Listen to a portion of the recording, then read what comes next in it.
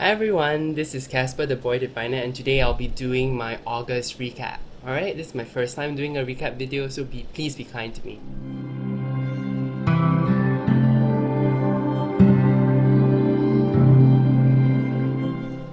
Alright, maybe I'll start to. I don't really know how recaps work. I do watch a lot of them, but it seems like there's no set format. So let me know what you want to know about my past month. I also feel like sometimes nothing really happens during a month. I can just do my day to day, and I know people also talk about the decks they worked with in the month. I kind of just work with almost all my decks, and I just cycle through day by day. So I don't really know much to talk about that. Maybe I can talk about a deck that kind of surprised me or I enjoyed working with. I don't know. I haven't really decided. I do have an outline now, but it's still in flux. So feel free to let me know what you want to know, what you want to hear from me. All right. So I wanted to talk about two books I read in August and one book that affected how I feel in August. Okay, so maybe I start with that first one that I read before August, and that was Range by David Epstein. Alright, Range is a really good book. So, people are doing depth years this year. A lot of people. I opted to do a breadth year, which means I'm just going to study as much as I can in the widest range as possible. This book Range makes me feel like that is kind of the right path for me and where I am right now. Talks about how you can apply things from another topic or another area into the current topic that you're learning, and that's why everyone should build up a breadth of subjects that they are good at. And I feel like this resonates with me a lot because in my career as well, I have done many different things, and I studied very different things as well. For example, the degree I got is a business degree. I went into financial compliance doing consulting, and then I'm now a writer for software stuff. Alright, so I don't want to go into too much details about my mundane work, but I have always advocated for myself many different things. Even when I was young, I studied very varied subjects. Like I studied literature, biology, chemistry. I like the idea for myself where I have many different, a wider range of knowledge. All right, and that's why I love it when people connect certain things with their readings. Like recently I posted on my Instagram a certain spread, and Instagram friend, I think I am Skybringer, she talked about a U2 lyric, a lyric from a U2 song, and I love that. I love that people are pulling quotes from different places, and that's why I'm super drawn to one of the decks that I pre-ordered, and I'll talk about that later. All right. Okay, enough rambling about Range. The next book I wanted to talk about that I read this month was The Courage to be Disliked. I think I also mentioned that in one of my previous videos. I think 7 Philosophical Questions That Tag by Annabelle Wen. So when I finished reading the book, I kind of liked it because it was about Adlerian psychology, which is very different, and it's about how the past doesn't define who we are, and I like the idea of that. However, the book wasn't actionable at all. It didn't give us the next steps. They just tell us, the past doesn't define who we are. What defines us is now. What if then it's very interesting how this book is written. I think it's written like how philosophy books were used to be written with Socrates and things like that. Don't quote me on that. I'm just kind of talking about all this from memory. But it's a discussion between a youth and the philosopher. So they kind of discuss about what is Adlerian psychology and the basis behind it. And the youth asks things like someone is an asshole to me, so what am I supposed to do? I feel terrible. And the philosopher would say, oh, what people do is none of your business. You don't have to, it's none of your business. I think there's a term for that. The term they used, I can't really recall, divorcing or something like that. Basically, it's like how what people are doing, other people are doing, is none of your business. So if you do have a child and they're not studying, you can't tell them to study. You only can wait for them to want to study, and that's when you can help them. Or else it is out of your hands. You can't do anything, and you shouldn't. You should stay away and let people do what they want to do. So even if someone hurts you, you're not allowed to hurt them. And that brings me to think a lot about self-defense and things like that. Am I allowed to hit them? No, because you're supposed to be good or something like that. I So once I reached that realization that what this book was all about and the deeper implications weren't being exactly explained, I can't give it a good score. It's scored quite well. I still think it's worth a read because it's quite interesting, but I don't think it's anything actionable. So when you read it, don't expect anything actionable. It's just an interesting tidbit into what Adlerian psychology is. All right, which is quite different from Jungian. Okay, that psychology. Okay. The next book I read is called Ultra Learning, and I think it's by Scott Young, and I really enjoyed this book. All right. I have been learning a lot of things, but I have been very all over the place. I do have I love productivity as a mantra. Like, I just try to learn as much productivity as I can. I read getting things done. I have a system in place. I wish I can be as productive as like Benabel went, but I clearly am not.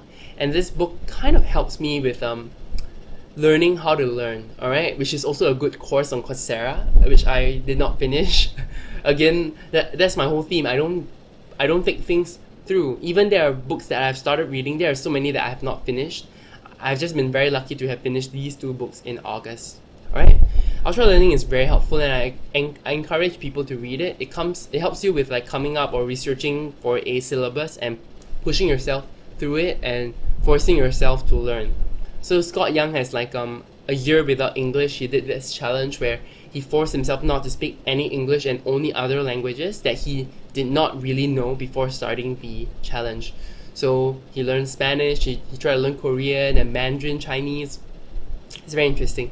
So I like that book, alright? So I'm going to try to use that book in the upcoming year, in the rest of the year, to learn what I want to learn, alright? Some of the things I want to learn this year is like Chinese astrology, Western astrology, feng shui, the tarot, of course, the Thoth tarot, Kabbalah, and also for my work, technical stuff, design stuff, art skills. You know, I mean, I love how Benabel Wen has created her own deck. I also love that I have a friend, the Slightly Chipped Moon. She's also working on her own deck. I like the idea that, you know, how the Golden Dawn members were made to make their own deck through coloring it, and I don't want to just color. I also want to make my deck, but my abysmal art skills really is stopping me from that, and I feel like with practice I should be able to break through that barrier. I think if you look at Scott Young also has a before and after. Just 1 month of drawing, I think he forced himself to do 5 hours of drawing a day, and he improved leaps and bounds, and he was able to improve his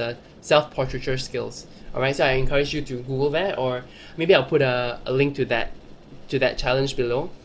I don't have an affiliate program set up with Amazon, or I will be linking all the books below as well. But I'm just not going to. You can just Google, okay? Alright. Okay, that's for the books in August. Maybe I'll move on to some of the highlights in August, okay? And I think I covered one of the highlights in my esoteric life, which is meeting T. Susan Chang in person. That was really interesting, and that also leads me to one of the things I wanted to talk about, which is the Tabula Mundi. Like, I felt like once meeting her, even though this is not her deck, it is her friend Mel Maline's deck, and I somehow after meeting her I feel very inspired to try to use this deck again. I also covered this deck in decks that intimidated me, but it's a beautiful deck. One of my favorite parts about this deck is actually the holographic backs. They are so pretty. Alright, so just to quickly show you, I'm jumping all over the place. I was supposed to talk about this later, but whatever. Okay, I guess you can't really plan too much. Oh, it's reverse. Yeah, I love this deck. Now, I mean, I love the deck. I've always loved the deck. It's just that it's been intimidating, and I think I'm gonna try to read the book hopefully soon, along with the Tarot Correspondences book by T. Susan Chang, which I really need to kind of just cover and spend time on it. Alright, I've been trying to up my video content producing skills also, so that's why I haven't been spending too much time actually diving into the tarot and things like that. Alright, other highlights are how I feel like I'm getting a bit closer to some people on Instagram. Not like we are talking a lot, but I feel so gratified, and also on YouTube, of course. I feel so gratified and heartened. I feel like I'm connected to people now who are on the same wavelength as me. I've also been closer to some Singaporean tarot readers. I feel like yeah, in August, I felt like I'm really connected to a lot of people. So some of them are like Rooted Empath on Instagram. I think he's taking a break. There's also Hedonist. I'm Skybringer. Yeah, just quite a few. I didn't note this down. I didn't want to do mentions right here because I don't feel like it's appropriate. I want to do a if I want to do a mentions, I do like a proper mentions. Yeah, but yeah, all these people. Blush Life Co, who is also a Singaporean reader. Quartz Truffle, Zul.sg. I don't want to ramble now. Okay, so those are some of the names. I'm not gonna link them below because yeah, like if I want to do a shout out video, I feel like I want to do people justice and properly mention them and say why I enjoy them as a content creator and also as a friend or acquaintance online. Okay, yeah, and other highlights are also people participating in my videos and talking to me. Aquamarine 18 also did a VR to my decks that intimidated me, and that was in a way quite an honor. Like I didn't expect anyone to really come back with a response, and her answers are so thoughtful. She even ended the video in a way that I never expected, and maybe I should now. Like what deck were you intimidated by but overcome and learn to become one with it? And that was so interesting, and I don't know if I can do such a video because I don't feel like I'm at one with any deck. Although in the 7 philosophical questions video, I feel like I'm really becoming more connected with my SKT. I'm still trying to figure out how to best print it out, the book of maps and things like that. And Silver Eye Tarot is helping me with that on Instagram. Very kind of her, Beatrix. But yeah. Alright, another big thing I did, not really big, but another thing I did in August is I tried to do more studying. So I decided finally to buy a silver marker and do some markup on one of my old decks that I talked about in the decks I've retired video. So this is the deck where it's pretty yellow. So I marked it up with silver marker, but it's not clear. I wish I drew the symbols bigger, but it's kind of too late. So when I see this, like, oh, what sign is that, number one? I can't really remember all the time, but in this case it's Mercury, and this is Magician. So what I'm supposed to do, because all of these are the major associations, I didn't write them down for the minors yet. I'm supposed to shuffle them, and when I look at the back, I'm like, okay, this is a 2 and a 4 combined. I guess that's Jupiter. And what's Jupiter? Is that Fortune? We'll find out. Oh, okay, great. So you see, I'm trying to memorize it this way. Slowly but surely, I'll get all of them. And then once I'm done with the majors, maybe I'll do it for the minors, for some decks. Like the RWS, they don't have it marked on it. I know the Thoth and like the Tabula Mundi has that. So we'll see. We'll see how things go. Alright, and so those are my highlights. Okay, let's talk about decks that I've ordered and I can't wait for. Okay, the first one I ordered and I can't wait for in August is the Mythical Creature Tarot. This will be my first Baba Studios purchase, so I really can't wait. I'm so excited. I can't wait for November. So I also hope the shipping will be all fine because I'm far away from where they are, and I'm just really excited. I almost bought the limited edition before realizing that the deck would be much too big for my hands, and based on past learning experience, when a deck is too big, I tend to just not use it because I can't shuffle. Like the Art of Life Tarot. This is a point that I think I want to mention when I finally do a video about how to pick your first deck. Alright, so yeah, and that's why I ordered the standard edition, but even then I'm sure it'll be beautiful. I also ordered the companion book that comes with the Mythical Creature Tarot. Alright, so I hopefully I'll put a picture of it here or something. Okay, that's a Baba Studios deck, my first one. The next one I want to talk about is another deck by Uzi. I also don't own any Uzi decks. I like the Pagan Otherworlds, Pagan Otherworlds, and but I don't think I'll get it because I don't know if I resonate with all the majors there. So what happened was they released one called Materia Prima, and that was on Kickstarter, but I've been waiting for it for months. When I first saw it on Instagram. And I managed to get a friend in Singapore, Legend, to share shipping with me, so that's so much better. And I can't fucking wait for that deck. So, I love intersections between subjects and topics. The Materia Prima is basically the periodic table personified, and I can't fucking wait. That's so smart. That is science and art and spirituality all together, you know, using an oracle deck, using science. I love that. I love that. And then you want to talk about water, right? Like maybe let's talk about water. What is water made of? H2O. And then we can look at hydrogen and oxygen, read them together. Or when you are doing a oracle reading and hydrogen and oxygen comes together, you know, oh, this is something emotional because this is water, right? Water is about cups, it's about emotion. Or something like that. I don't know. Or magnesium is, you know, easily combustible. So, you know, I feel like that's a wands kind of element. Alright, and or like inert gases like helium, you are kind of isolated. You can't really interact with people right now, you know. No, I just can't wait. I'm just so excited. So that will only come next year in February, and I also can't fucking wait. I hope it finishes early. If anyone knows how the other UCI Kickstarters went, please let me know. I hope there's a possibility, but I really doubt it. I just hope it's not late. Okay. These two are really expensive decks, so I've been spending too much, way too much. Just lucky that Material Prima only will charge. Kickstarter will only charge my card next month. So, this coming month, September. Alright. Another deck I bought was the Barbara Walker Tarot. This was more just a small treat to myself. I always like the imagery. I don't know if I can read with it, but I've seen walkthroughs and I've always felt very connected with that. Not connected, but I felt very attracted to the deck. One of the cards that I really love is the Six of Cups in the Barbara Walker. So I can't wait for you to come to Singapore into my house, and I'll see how it works with me. I might even do a walkthrough again, even though it's been shown all over the place. Yeah, just to talk about how I think about it. Yeah, let me know if you're interested. Okay? Decks I used this month were mainly the SKT, and the Tableau Mundi. I've been trying to do a Fortune Wheelhouse Academy's card spell of the day. T. Susan Chang talks about writing couplets and things like that, so I've been trying to do that on my Instagram. So if anyone's interested, you can take a look at my Instagram at boydiviner. Okay, next thing. Decks that I've been really attracted to. Number one, the Muse Tarot.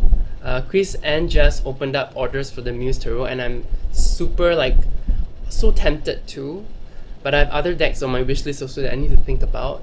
So I only resonate with maybe 60 to 70% of the Muse Tarot. This is based off walkthroughs done by Ethany and a few other people that I can't really remember. What really attracts me is the teal color and the pink edges. Wow, gorgeous. And I like collage decks, but I feel like most of the figures there are female, and while that's okay to some extent, I kind of feel like I'm afraid I'll feel a bit alienated. So I was hoping for more of a balance, but yeah, so I'm just not sure if that deck is for me. No commentary about diversity and things like that. This is just my own personal opinion for my taste and my practice. Another thing that I'm also thinking about getting is the Alchemical Tarot.